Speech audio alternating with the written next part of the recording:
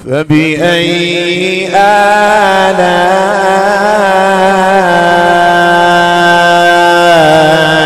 ربكما تكذبان؟ اپنا مال اپنی اولاد پر فخر کرتے ہیں اور اپنے معبودان باطل پہ بھروسہ کر کے آپ سے دشمنی مول لیتے ہیں۔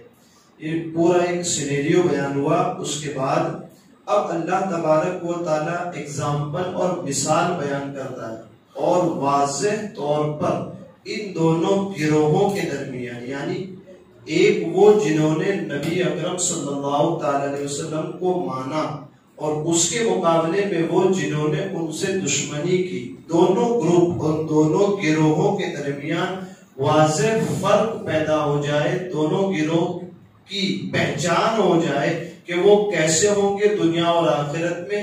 اللہ اس کی مثال دے کر کے بیان فرماتا ہے أَفَمَنْ يَمْشِي مُكِبًّا عَلَى وَجْهِهِ أَهْدَىٰ أَمَّنْ يَمْشِي سَوِيًّا عَلَى صِرَاطٍ مُسْتَقِيمٍ۔ اللہ تبارک و تعالیٰ ارشاد فرماتا ہے تو کیا جو اپنے منہ کے بل، تو کیا وہ جو اپنے منہ کے بل اونٹھا چلتا، ٹھیک ہے، چلا کیسے جاتا ہے؟ پیروں کے ذریعے چلا جاتا ہے نا، لیکن اللہ مثال دیتا ہے کیا وہ جو اپنے منہ کے بل اونٹھا چلتا ہے، ٹھیک ہے، دوسرا یہ زیادہ راہ پر ہے، یہ زیادہ سچائی پر ہے، یہ زیادہ سیدھے طریقے پر ہے، یا اس کے مقابلے میں وہ جو سیدھی راہ چلتا ہے، صراط مستقیم پر چلتا ہے؟ سبحان اللہ۔ تو یہ ذکر ہوا کیا؟ دو گروپ کا مسئلہ بتا دیا اللہ تبارک و تعالیٰ نے۔ ایک وہ جو صحیح سیدھی راہ پہ چلتا ہے، اس کے مقابلے میں ایک وہ جو الٹا اپنے سر کے بل، اپنے منہ کے بل اونٹھا چلتا ہے راستے پر۔ کیا یہ دونوں برابر ہیں چلنے میں؟ اب اس کی مثال دے کر کے وضاحت کی کہ اللہ تبارک و تعالیٰ نے مومن اور کافر، ایک تو جنہوں نے مانا وہ، ایک جنہوں نے نہیں مانا وہ، مومن اور کافر کا حال کھلے لفظوں میں بتا کر کے یہ ایک مثال بیان فرمائی اس انداز سے۔ تو ارشاد فرمایا اے لوگو، کیا وہ شخص جو اپنے منہ کے بل اوندا چلے، اسے نہ تو آگے دکھائی دے، نہیں اسے پیچھے دکھائی دے، نہ اسے ادھر دائیں جانب دکھائی دے، نہ اسے بائیں جانب دکھائی دے، کیا وہ برابر ہے؟ کیا وہ صحیح راہ پر ہے؟ کیا وہ سچائی پر ہے؟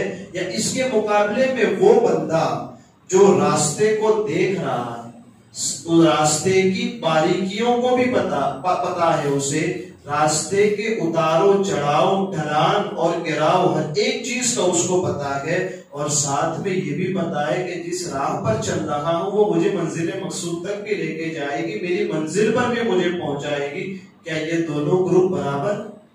اور ان دونوں گروپ میں کیسے لوگ ہیں اس کی بھی اللہ نے وضاحت فرما دی کہ ایک وہ محبوب جو آپ کو مانتے ہیں وہ کون ہے؟ وہ صراط مستقیم والے ہیں، اور جنہوں نے آپ کو نہیں مانا اور آپ سے دشمنی کی، نفرت کی وجہ سے، وہ وہی لوگ ہیں جو منہ کے بل اوندے چلے جاتے ہیں، نہ انہیں رستے کا پتہ معلوم، نہ انہیں ارد گرد کچھ دکھائی دیتا ہے، نہ انہیں کی منزل کا انہیں کچھ پتہ اور نہ انہیں کچھ معلوم۔ آگے اللہ ارشاد فرماتا ہے کہ کافر اور مومن کی دنیاوی مثال اور اخروی مثال، دونوں مثالیں بیان فرمائی دی، اور اس کا حال اس طور پر بیان فرمایا کہ اس مثال کا مقصود یہ ہے کہ کافر گمراہی کے میدان میں اس طرح حیران اور پریشان ہے کہ نہ اسے کبھی منزل معلوم، نہ کبھی منزل کا اسے پتا، اور نہ وہ راستے کو جانتا۔ یار جن سے پوچھے نا کبھی کھڑے رہ کر کے پھر آپ کے جینے کا مقصد کیا؟ غیر مسلم کو آپ روک لیجئے سڑک پہ اور اسے پوچھ لیجئے ایک بار کہ آپ جو جیتے ہیں کیا آپ کے زندگی کا کوئی مقصد، کس لیے آپ جیتے ہیں؟ کیا وہ یہ جواب دیتا ہے کہ ہم اپنے رب کو راضی کرنے کے لیے جیتے ہیں؟ نہ کوئی ایم ہے، نہ ان کے پاس کوئی زندگی کا مقصد ہے، نہ جینے کا کوئی طریقہ، نہ کوئی راستہ، کچھ بھی نہیں ہے ان کے پاس۔ تو اللہ فرماتے ہیں ان کی دنیا ایسی ہے کہ یہ دنیا میں جیتے ہیں، ان کو کچھ نہیں پتا، ان کی زندگی کا مقصد تک انہیں نہیں پتا، تو یہ پوری زندگی حیران و پریشان رہتے ہیں۔ اس کے مقابلے میں مومن تو کھلی آنکھ رکھتا ہے، حق کو پہچانتا ہے، سیدھی راہ چلتا ہے اور اپنے رب سے ملاقات کی امید میں دنیا میں زندگی گزارتا ہے۔ یہ بیان ہوا۔ پھر اس کے بعد تو یہ کافر اور مومن کی دنیاوی مثال دے دی، اب یہ اخروی مثال بھی اللہ نے بیان فرمائی۔ آخرت میں کفار کی حالت آخرت میں کیا ہوگی؟ حقیقت میں جو یہاں بیان ہوا کیا کہ منہ کے بل اوندھے چلتے ہیں۔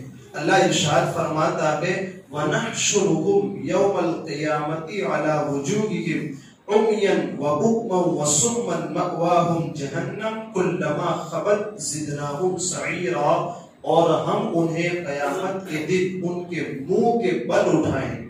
اللہ، کافروں کو ان کے منہ کے بل اٹھایا جائے گا اس حال میں کہ اندھے، گونگے اور بہرے ہوں گے، کچھ سجائی بھی نہیں دے رہا ہوگا، کچھ سنائی بھی نہیں دے رہا ہوگا اور کچھ دکھائی بھی نہیں دے رہا ہوگا۔ یہ حال ان کا ٹھکانہ جہنم ہے، جب کبھی بجھنے لگے گی فوراً ہم اسے بھڑکا دیں گے۔ جہنم کا یہ حال ہے کافروں کا۔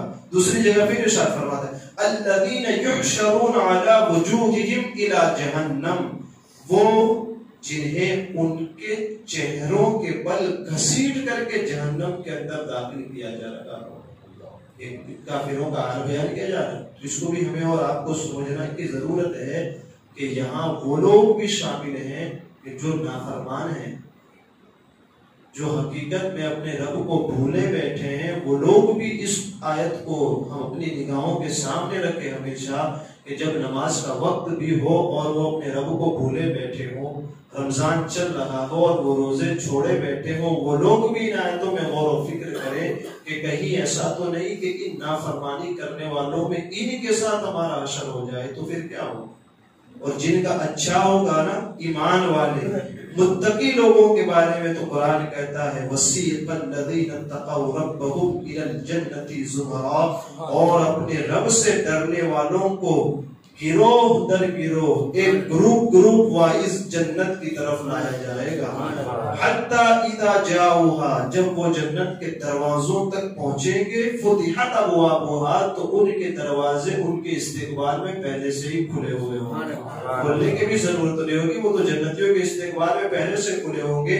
وَقَالَ لَهُمْ خَزَنَتُهَا، اور اس کا جو داروغہ ہے، اس کا جو خازن ہے، آنے والوں سے کہیں گے سلام علیکم، سلامتی ہو تم پر، طبتم فادخلوها خالدین، تم پاکیزہ رہے تو پھر اب ہمیشہ اس جنت میں تم ہمیشہ کے لیے رہو۔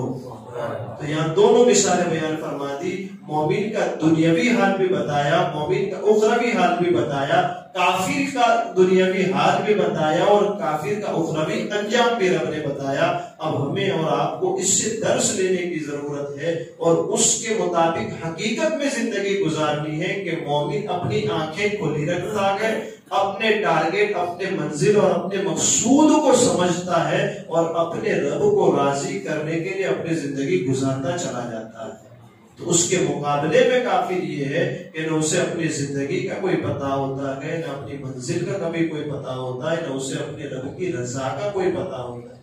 تو کہیں یہ حال ہماری اپنی زندگی میں نہ آئے کہ گناہوں کی کثرت اس قدر ہو، گناہ کے دلدل میں اس قدر ہم پھنس چکے ہوں کہ ہمیں کچھ پتہ ہی نہ ہو کہ ہمیں گناہ کرتے ہوئے کوئی دیکھے گا تو ہمارا کیا حال ہوگا، یا ہمارا رب ہم سے پوچھے گا بندے تو نے گناہ کیا، اس وقت کیا حال ہوگا میرا۔